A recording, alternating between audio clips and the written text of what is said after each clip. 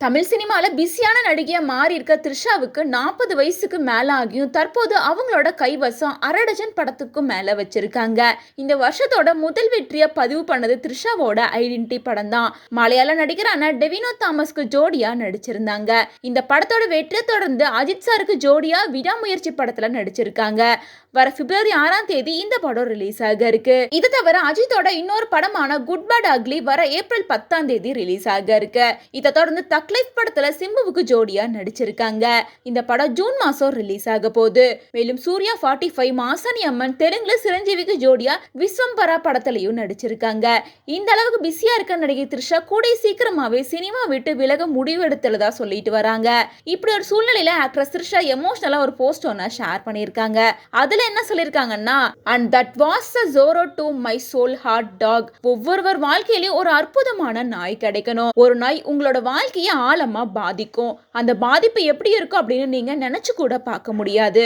ஒருவேளை உங்களுக்கு அது தேவைப்படும் போது அல்லது நீங்க தொலைஞ்சு போயிட்டு தான் உணரும் போது உங்க வாழ்க்கையில வரும். சாதாரண நேரத்தை கூட அது உங்களை மாத்திரும். சில நேரங்கள்ல இரவுல ரொம்ப லோன்லியா ஃபீல் பண்ணும் போது, மனசு ரொம்ப பாரமா இருக்கும் போதும், அந்த கஷ்டமான நேரங்கள்ல தாங்கிக்கிற சக்தியை கொடுக்கிற அந்த நாய் நீங்க எஜ்ஜில் இருக்கும் போது உங்களை மீட்டு கொண்டு வரதும் அந்த நாய் தான். அது எதையுமே விலக்கி சொல்லாது.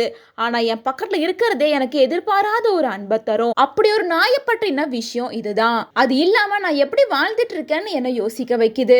அமைதியா படுத்திருக்கிறத பார்த்து என் வாழ்க்கையில எந்த மனிதரும் தர முடியாத அளவுக்கு அன்பை கொடுத்திருக்கு.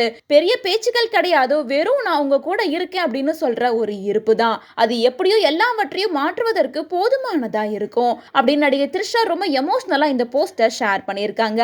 சிலருக்கு சாதாரண நாய் தானே அப்படின்னு தோன்ற விஷயம் த்ரிஷா மாதிரி சிலருக்கு வாழ்க்கையை இதோட முடிஞ்சு போச்சு அப்படின்ற லெவலுக்கு ஸ்ட்ரெஸ் கொடுத்தாலும் நடிகை த்ரிஷாவும் தற்போது எந்த எஜ்ஜில தான் மனவேதனையோட இருக்காங்க.